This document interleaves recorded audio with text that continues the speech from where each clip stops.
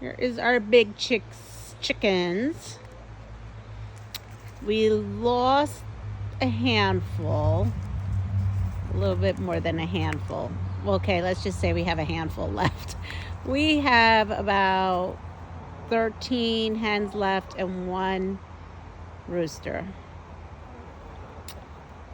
We're thinking it was a fox.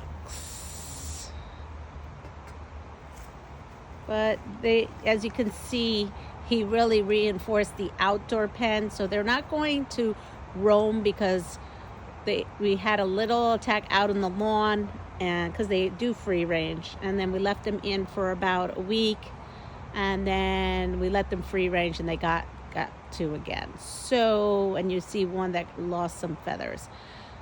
So they're in their outdoor pen, and he even put a cover kind of to keep also any hawks and any, we have bald eagles here.